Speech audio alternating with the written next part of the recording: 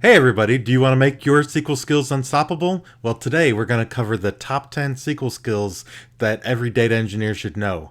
Number 5 is going to blow your socks off. For those of you that haven't been here before, I'm Chris Gamble. I've been in the field for 25 years, and I'm here to take my passion and excitement and share it with you so that you could learn the tips and tricks that I've learned in my 25 years in the profession.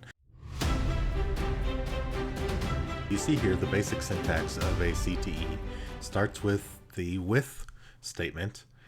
You name your CTE, the as keyword, beginning parentheses, and then whatever you're going to put in there for your subquery. So we're taking our subquery from our join criteria and putting it at the top as if it was a whole separate table. This way, you just reference it as the alias name within your query itself. It's as simple as that. If you have multiple, then you can separate multiple CTEs by a comma and create your next CTE. So, for example, I did a second CTE here called average monthly revenue.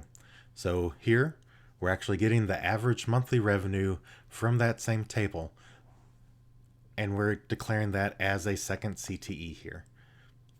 Next, you'll see that we're using those two CTEs as a Cartesian join or a cross join within our SQL statement. This is one of the rare cases that we would use a Cartesian join. What we're doing here is taking the average monthly revenue, applying it to each record so that we could calculate a variance to average for each customer. This is a common use case that you'll use as you do analysis for your business or for your job role. And so variance to average is an important, oftentimes, metric that you're looking to calculate.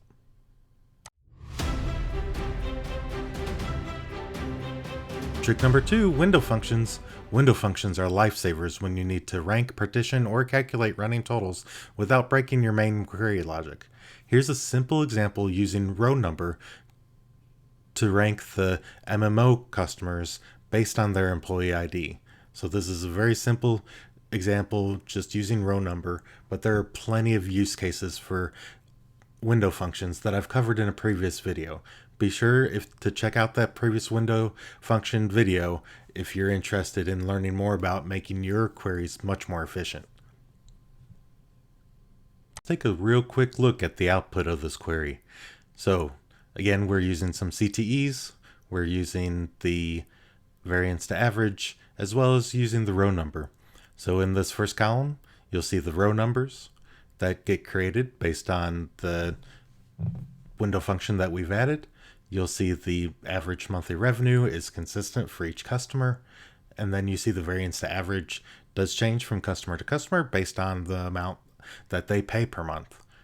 So again, variance to average is an important metric for a lot of companies, especially for sales companies or retail companies that may be looking to understand where their various customers are to the average sale, and they potentially use that to try and encourage additional sales to the customers that may be under the average while encouraging continued sales from the customers that are above the average.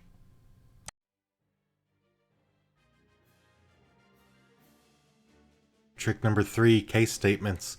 If you ever wondered how to do an if statement in SQL, this is it. So case statements are our if, then, when type functions within SQL. So you'll see that we have case when is our syntax for this. We're looking at case when the audience appeal is like SMB for small medium-sized business, then 1 else 0. So we're using this as a flag to create some flags here. So this next case statement, we have case when audience appeal is like data engineer, then 1 else 0, and as DE audience. Again, what this is doing is taking the target audience for this content ideas data set that I have and providing a flag. So just basically a yes, no, true, false type flag. This third statement is showing you an example where we are looking at two different things. So we're using a AND operator to combine both an audience appeal where data engineer is present as well as audience appeal SMB is present to indicate that this was a content suggestion that involved both aspiring data engineers as well as small and medium-sized businesses. Again, then 1, else 0, end as the name of the field. So the important pieces here are every case statement will start with case when. Whatever your evaluating criteria is, you could use like, you could use in, you could use equals, obviously just the equals operator, and compare two different things as long as it can evaluate to true or false. And then you use the then keyword, whatever you want to put here. You could put a word here, you could put a number here, you could put a calculation here, you put another field here, all kinds of things that you put here. Following that, you'll put else. So this is if this thing wasn't true, then it's going to do this, right? So else 0 is what we put here. Again, all the same types of things that you could put in the then, you could put in the else. Always, always, always, you'll end your case statements with end. As is just our alias keyword and then the name of the field. Let's take a quick look at what this looks like when we run it. All right, so here's what it looks like. We have a column for the SMB audience. Again, we have some 1s and some 0s here. The data engineering audience, again, most of them are 1s with a couple of 0s. And then our combined audience, we have a few that are both targeted at SMBs as well as aspiring data engineers. So this data set has a few other fields in it, platform, whether it's YouTube, TikTok, whatever the case may be, what the idea is, description, topic, some additional information further out as we go out through here, audience appeal, outline, what the hook is, videos description, things like that, suggested title. What this data set is actually a synthetic data set that I've created by using OpenAI, and outputting that and feeding it into my SQL server. So just some pet projects that I have where I am trying to create some synthetic data sets and create some Python scripts to easily create those synthetic data sets using both Claude and OpenAI. So that's a video that I'll be doing later this week, but this one is about the top 10 tricks. So let's stick with it, and we're going to move on to tip number 4, merge statements.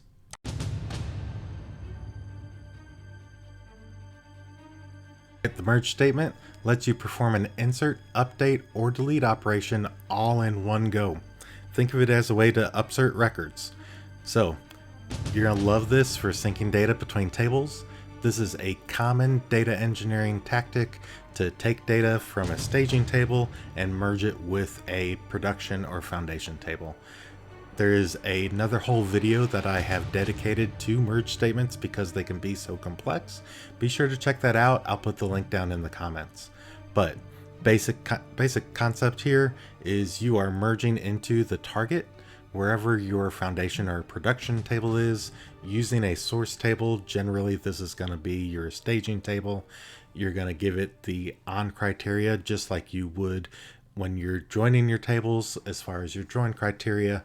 When that criteria is matched, it's going to update various fields. In this case, we just have target.column equals source.column, but you could put however many columns here that you need to update. Followed by, when it's not matched, then it's going to do an insert of the fields and rows into the table that are not matched, that exist in the source table, that don't exist in the target table. In addition, you could say, you could also have a delete comment here so that if the source table doesn't have the record anymore and it is in the target table, it could delete it. However, that's not a normal practice because generally you are doing incremental updates. And incremental updates mean that the source table probably doesn't have every field in it or every record in it that it has in its original source. Generally, it's just going to have whatever is changed. So again, I have a whole video dedicated to merge statements. Check that out in the comments below. We're going to move on to trick number 5, which is amazing.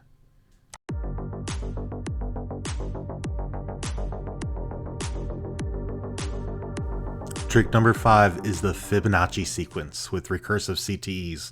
Here's the trick that I guarantee will blow your mind.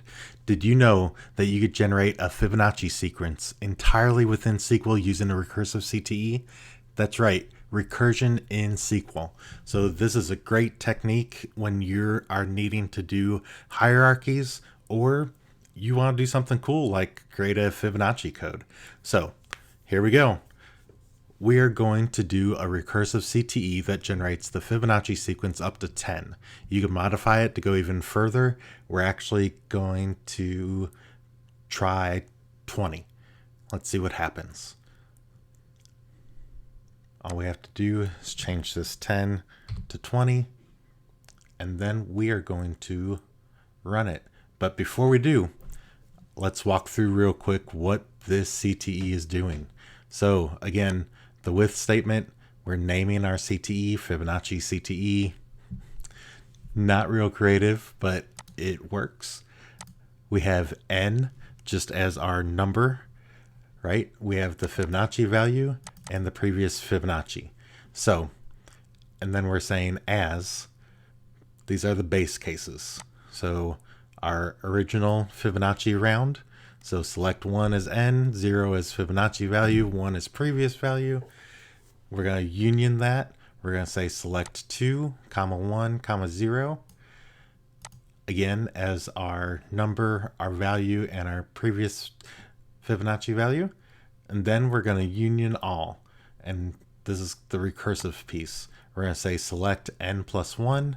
And so what that's going to do is loop through each time and keep on incrementing that n by 1. We're going to say Fibonacci value plus the previous Fibonacci, comma, our Fibonacci value, and that is going to create our Fibonacci CTE. Next, we're going to say, we're going to use that CTE in a query. We're going to say n, comma, fib value for our Fibonacci value from Fibonacci CTE. Are you ready to see what happens? Let's check it out. All right, you'll see we have our Fibonacci values from 1 to 20 here. Again, we're counting down, or counting up from 1 to 20 for each of our Fibonacci values. We're starting at 0 and we're increasing that. So we have 1, 1, 2, 3, 5, 8, and we start increasing that Fibonacci value as we continue to go up to 20, and 20 comes out to 4181. All right. That was our super cool trick, but we still have 5 more tricks to go. Are you ready for the next one?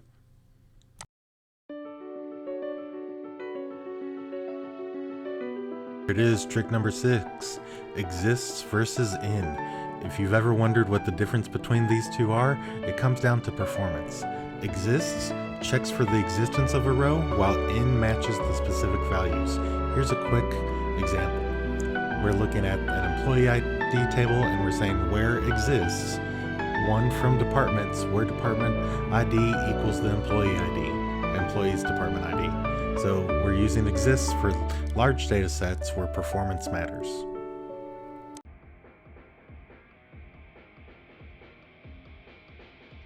I'm going to try and quick fire these to get through the rest of them quickly. Trick number 7, efficient join strategies.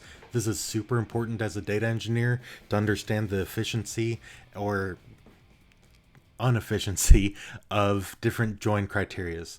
Use inner joins everywhere you can. Left joins, right joins, cross applies, decrease performance of your queries. So if you are looking for exact matches between your tables, use inner joins. Do not get in the habit of using a left or a right join. Use them if you need them, but understand that they will degrade performance as you continue to increase the complexity of your join statements.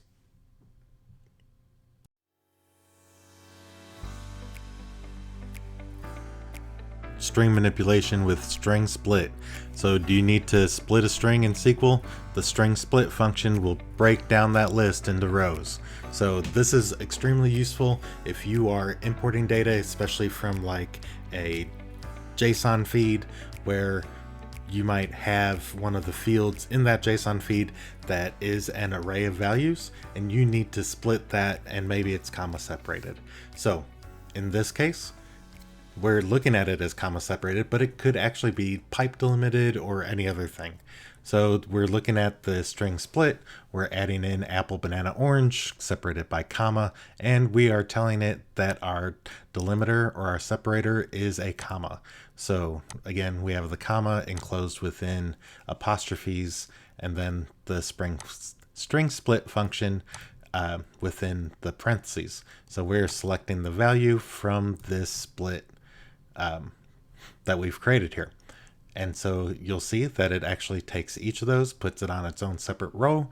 And so this is a way to further flatten JSON data if it doesn't come in flattened already.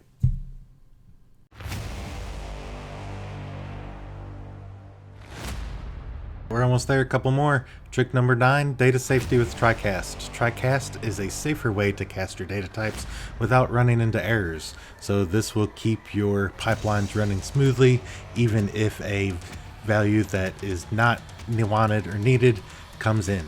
So TriCast, try_cast, whatever the name of your field is or value that you want to put in, we're saying as integer. And so we also have a second one we're saying as float, just to show you that when it tries to cast it as an integer, then it's going to come back null because it is not a whole number. And so when you do it as a float, it does come in successfully, 1234.56. So exciting, try cast. If the cast fails, it returns null instead of throwing an error. Again, keeping your queries, your views, your pipelines running smooth and efficiently.